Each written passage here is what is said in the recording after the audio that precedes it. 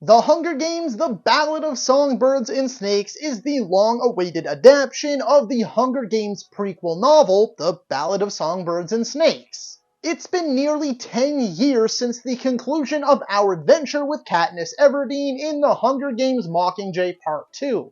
So how does this fifth and latest entry in this franchise compare to the rest? Well folks, we're about to find out. Hello ladies and gentlemen and movie lovers of all kind, and welcome back to the channel. As always, I am your host, Brett Murphy, and for today's video, I have a brand new ranking for you all, as I am going to be ranking all 5 of the Hunger Games movies. As always, I like to give one final, friendly reminder that this list is completely subjective. It is my own personal thoughts, feelings, beliefs, and opinions, and that is why it is oh so important for you to drop your own ranking down in the comments below.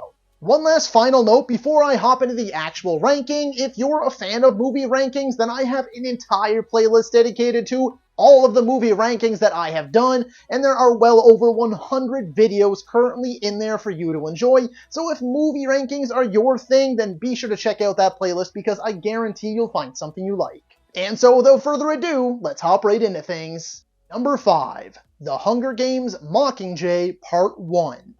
So this is the only Hunger Games movie that I just don't really care all that much for. Now, I will say it is not a bad movie by any means. I wouldn't even say it's mediocre. I would say it's fine. And that's because it has a lot of memorable moments, and I would even argue the series' most memorable lines. This is where we get the "if we burn, you burn with us," and it's the things we love most that destroy us. You have the bombing of District 12 or District 13, whatever one the bombing is, and they're all down in the bomb shelter, and then you get the moment in the big emotional speech afterwards. You have the stuff going on with PETA, so there are good things in here, but at the end of the day, it is so painfully obvious that this is just a dull filler movie. I really feel like there's no sense of urgency, there's a lack of any real oomph, and I just feel like it never really justifies its own existence, and I'm not the only one that feels this way. The director of every movie except for the original Hunger Games movie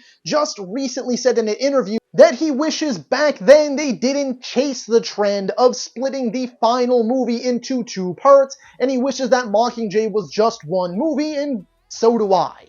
Number 4. The Hunger Games Mockingjay Part 2.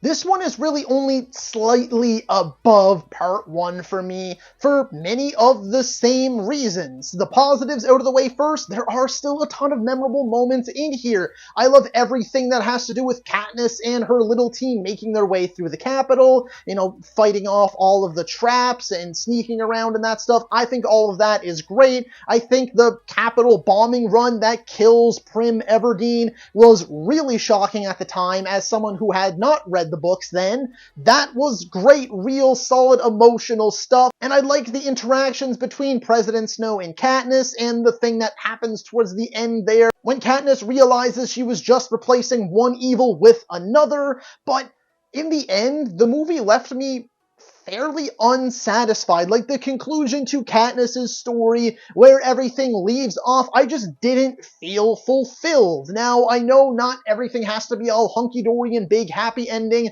I know we don't always get these marvelous, explosive conclusions and stuff, but it just feels like this ending was lacking a lot for me. Number 3. The Hunger Games: The Ballad of Songbirds and Snakes. Well, you can color me surprised with this one. I was done with the whole Hunger Games thing. I mean, as you just saw, Part 1 and Part 2 of Mockingjay really just, they weren't my cup of tea. They didn't tickle my fancy. I didn't watch any trailers for this one or any of the promo material. I was really not following this movie at all, but positive word of mouth and me wanting to do this ranking got me into the theater opening night, and I left pleasantly surprised by this one. Now, it's not without its issues, of course. Like, there are definitely some glaring flaws in this one. The biggest one, and it's been a massive major turnoff for a lot of people, and that's the lengthy runtime. This movie clocks in at just over 2.5 hours. It's right around that 240 mark, and that for many, many people is a big turnoff. And I don't feel that they always use this runtime effectively. There are pacing issues in here, and I think a lot of that stems from arguably my biggest negative in this movie, at least aside from the runtime, is that it feels like there are 2 or 3 stories in here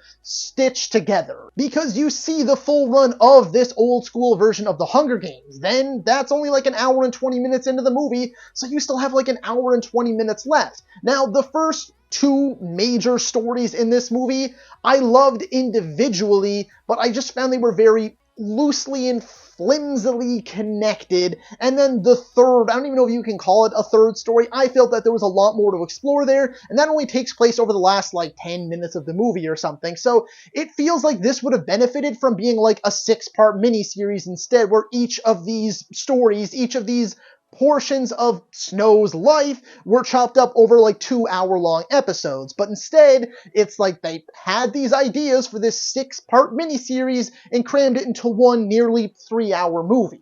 Now, with that being said and that out of the way, I did love a lot of this movie. There are some corny and campy things in here. There are some supporting performances, especially the others in the Hunger Games, that are really, really weak. But as expected with the rest of these Hunger Games movies being a hint, the costume and set design here are exceptional. But the real reason to go see this movie is the performances. Rachel Zegler and Tom Blythe are stellar. I loved Tom's version of Snow. He brought this character to life so extraordinarily well, and Rachel Zegler is a marvel. I don't get why the internet suddenly turned on her, but I love her. I think she is a great actress, and the girl has got bars. She has one of the best singing voices that I've ever heard from an actress. Their chemistry works wonders, and they are the main reason to go see this movie. I am telling you, they are phenomenal together. But there are also some supporting scene stealers in here too, like Viola Davis, Peter Dinklage, and Jason Schwartzman too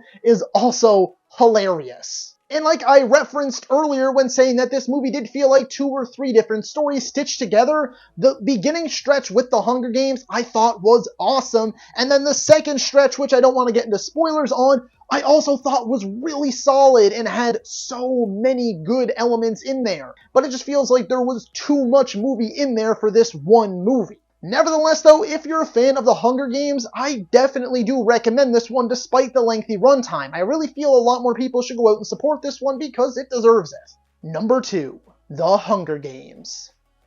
It actually blows my mind that this movie came out 11, almost 12 years ago now. But that aside, this movie still holds up very well. Like, I was shocked revisiting this one, and I continue to be shocked every time I revisit it by how well it holds up. Now, negatives aside first, not every aspect of this movie has aged that well. I think most of the performances outside of Lawrence Hutcherson, Woody Harrelson, I guess Elizabeth Banks too, and of course Stanley Tucci because he is always amazing. I think a lot of the other side performances are very, very weak. In particular, the little group of bad guys that have like Alexander Ludwig or whatever his name is. He plays Kato in this movie. You also have Jack Quaid in there from The Boys playing some other random goon. Like, they're just not convincing at all. They feel like they belong in a different, more hokey movie. So I don't really love that aspect, and there are definitely elements of CGI in here that really did not work well too. But for the most part, like I said, this movie holds up pretty damn well. I love Jennifer Lawrence as Katniss Everdeen.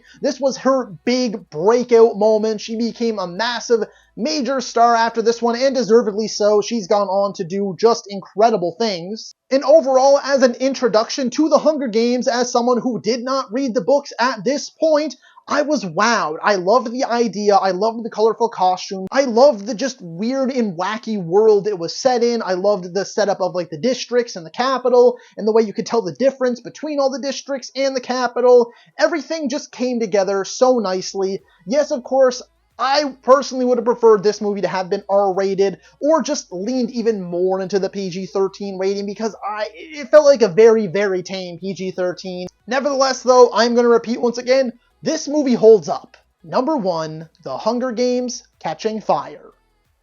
Yeah, this one is without a doubt the best of the bunch though. Like, as good as the original is, this one took it to the next level. It had a bigger budget, a bigger scope and scale, and just overall was a better made movie in my opinion. Like, the shot where it's the spinning shot for the start of the games and you see the screen open up wide, the fight with the baboons and like the poisonous gas, and the way that things play out, the larger than life characters that are in here that feel like genuine threats this time around. There is more violence, there are bigger stakes, and you get to explore more of the outside world too. Cinna also became a star in this one for me, another supporting character that really stood out. Loved Woody Harrelson in here too. Love to see the Mockingjay movement. There are just so many elements in here that I love. Now the only negatives I really have with this one, again, some of the CGI could have used some work, no doubt there. And the ending with like the arrow through the lightning and everything, that is undoubtedly, undeniably a 1 in a billion chance. Like, absolutely insane. The way that they try to play it off like this was the plan all along and that stuff, total bullshit. I did not buy it at all. So that ending, or at least that portion of the ending, didn't really work for me. But the actual ending when, you know, J-Law wakes up, Katniss wakes up in the jet, and, you know, Peeta, they find out Peeta's been captured and stuff like that. And then you are waiting. You're left biting your fingernails. They leave you hanging, knowing that the finale is on the way. Now, unfortunately, like I said earlier, the finale didn't really satisfy me all that much, but the 1-2 punch of the first Hunger Games, setting everything up, and then catching fire, bringing everything home, and setting up for what was supposed to be an epic conclusion, worked magically. And so for me today, despite how much I enjoyed Songbirds and Snakes, it ends up in that 3rd place spot because Catching Fire still very firmly holding on to that 1st place spot. So that is all for today's video, folks. Be sure to let me know down in the comments if you agree or disagree with my ranking. While you're at it, don't forget to let me know how you would have ranked all 5 of the Hunger Games movies. If you're a movie lover whatsoever, then my channel is the place to be for you. Be it rankings like this one, tier videos, versus videos, top 10 videos, I have it all, and so much more, with plenty going on behind the scenes that will be revealed soon. Not to mention there are over 1,000 videos currently on the channel for you to enjoy, and I upload nerdy news wrap-up shorts that cover every little piece of nerdy news for you all on the daily. So if you enjoyed this particular video, then be sure to hit that thumbs up button. And if any of that sounds like it was right for you and you want to see more from me, then smash that subscribe button right now. While you're at it, don't forget to ring that little bell icon. That way you can be notified about all of my latest uploads. And as always, stay safe. Thank you so much for watching. And that's a wrap. Hey you, yeah you, if you made it this far, just know I appreciate you, and while you're here, consider hitting that subscribe button.